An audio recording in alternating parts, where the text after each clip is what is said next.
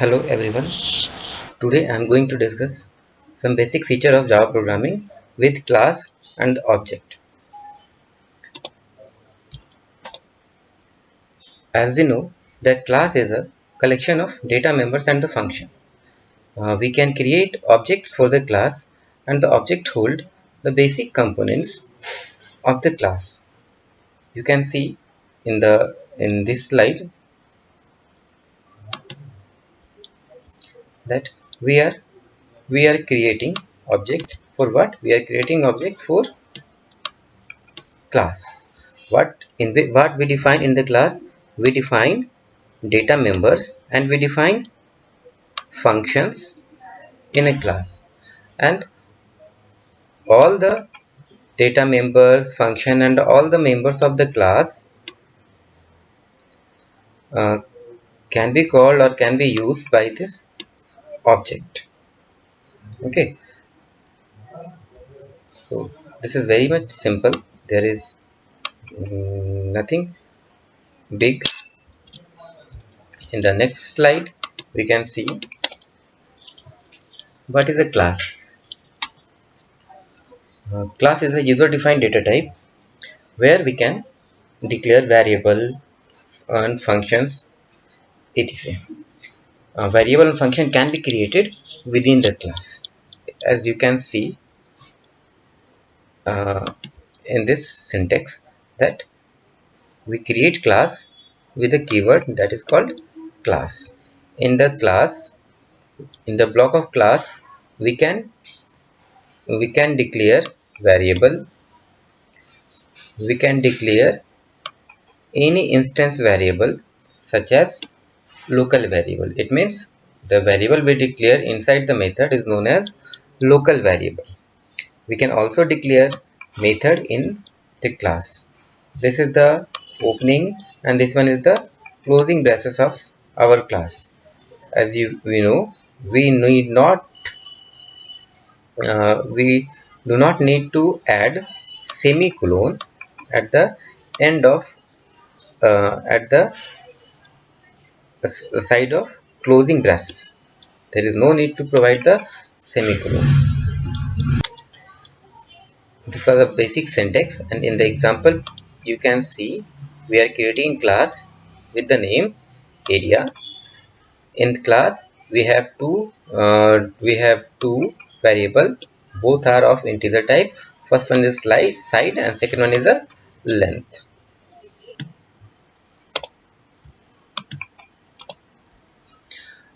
In this slide we are declaring method. It means how we can declare method in our class. So without method class has no life. Class कुछ भी नहीं कर सकता है बिना method और बिना function के use के. Since object created by such class cannot respond to any message, thus method are necessary for manipulating data. It means if we are declaring class, we must need to declare method inside our class. If we are not declaring method, it means there is no use of our class. We can see the basic syntax of how to declare method. It means we need a type. What is type? This is the return type of the method. Every function, every method must return some value, except some functions, except some methods, that is constructor, that never return any value. Otherwise almost every function and method return some value. So in this syntax we are using type. What is type? It is nothing except it is a return type. This method name is the actual name of the method. uh, our method may be parameterized or non-parameterized. Parameterized means if we are providing any value inside this, then we can say our method is parameterized or it holds some argument. Otherwise, if we do not have any value inside it, then we can say this method is non-parameterized. So what is this type? This is nothing except, you can see, type of the value that method return. Matlab method returns some value. That's why we use type here. It can be void, int, float, double, etc. In this example, you can see we are using a class with name area. This is the block of our class, and we are declaring uh, some variable that are int side and the int length. Inside this class, we are declaring one method with the name get, and void is a return type of get method. In this get method, we have parameter. It means we have two different variable, that is integer type of s and the integer type of l, and we are using also this operation inside the get method.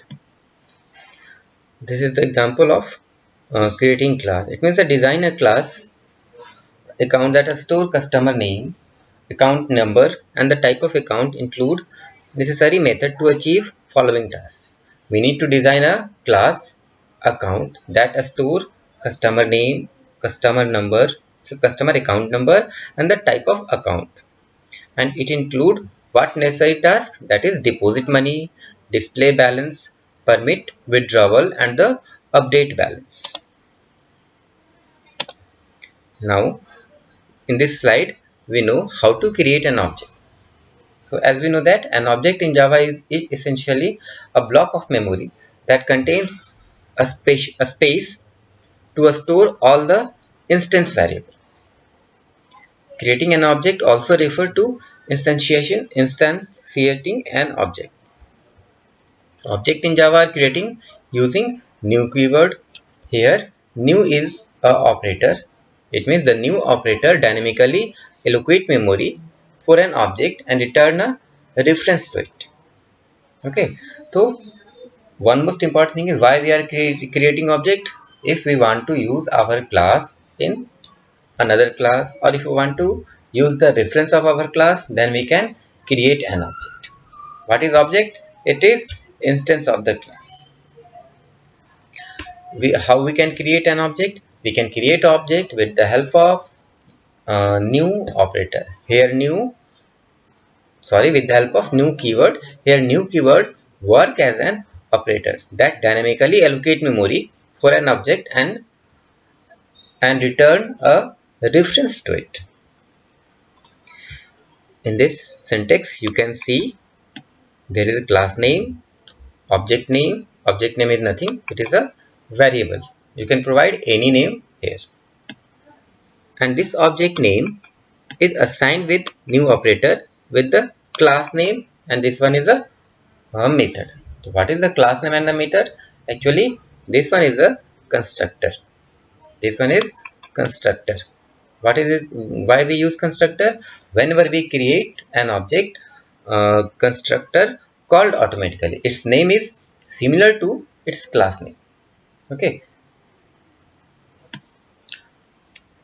We can also see some basic features of Java, that is constructor, method overloading, constructor overloading, and the nesting method. So before starting the next slide, we may have some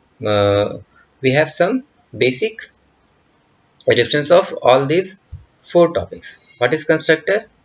As you know, constructor is a special method which never return any value. Name of constructor is similar to name of its class name. Constructor called automatically whenever we create an object. Okay. What is method overloading? Method overloading is nothing when we have more than one method in a class with same name that having different parameter, then we can say it is a method overloading. What is constructor overloading? Constructor overloading is similar to method overloading. There is nothing more different in this except constructor having the same name, having the name this class, and the method name is different with this class name. In the next point, we have nesting of method. It means method inside method is called nesting of method. So we read all these things. In the next slide, we have constructor. What is constructor? We already defined what is constructor. In this point we can see Java allow object to initialize themselves when they are created. What? Constructor. What is the properties? Initialize an object immediately upon creation. Same name as the class I discussed earlier, in which it resides and synthetically similar to method. It means constructor is nothing great. It is a method and its name is similar to its class name. In the next point, what I mentioned, it means key it called automatically after object is created. Means whenever we create an object, constructor called automatically. We need not to call constructor manually. This is the most important point. Last point is the constructor does not have any return type. It means it never returned any value, neither void nor anything else. This is the simple example what I wrote for you. It means uh, Java IO. I'm using Java IO package. This is the somehow uh, till now I do not have any concept about the IO package. So how can we create? How can we create an object for the input output operations? How can we import IO package? What are the classes inside the IO package? Is it buffer reader, a scanner, or whatever? Till now, we do not have any idea. So we can just skip this and come to the method overloading. So what is method overloading? It means method have same name but different parameter list. Methods have same name but different parameter list. Where?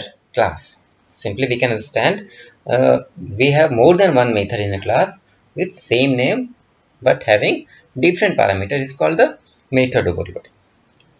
Why we use method overloading? Method overloading is used when objects are required to perform similar tasks but using different input parameters. It means when we have one object and perform different tasks, then we use method overloading. If we know the definition of polymorphism, then we can say polymorphism is what? Polymorphism means one object behave differently in different situation is called polymorphism. And just look at about the method overloading. What is it? Method overloading is used when objects are required to perform similar tasks but using different input parameter. It means it support polymorphism, or it is also known as polymorphism. We can say method overloading is nothing but it is a polymorphism. What are the aim to provide method overloading or polymorphism? The aim is to provide several method definition all with same name but different parameter list. The difference may either in number or type of argument. Method overloading constructor. It is similar to the method overloading. Uh, in addition to overloading method, you can also overload constructor method also. I just skip the example. I will explain it in the next video. Next one is a nesting of method. What is nesting of method? A method of class can be called only by an object of that class using dot operator. A method can be called by using only its name by another method of the same class. That is called nesting of methods. In the next slide, we have a static member. What is static member? So a static member is used to define a member that is common in all objects and accessed without using a particular object. A static member belongs to the class as a whole rather than the object created from the class. It is used when we want to have a variable common to all instances of a class. So this is the basic syntax of the a static member. A static members having a static keyword. Okay, we can provide we can declare it with a static keyword. This is the simple example of the a static keyword, where I created a class with the name of static one. So this is a static one. If we use class name as static, then it throw an error message, because a static is a predefined keyword, and this class name is a what? This class name is a identifier. So we cannot use any predefined keyword as an identifier. That's why I mentioned here a static one. So we have one one variable which is of a static type, and the one method, that is float. That is null, and this float is a return type of this null method, and this is the static key. Okay, in this, what we are doing, we are just multiplying the two numbers.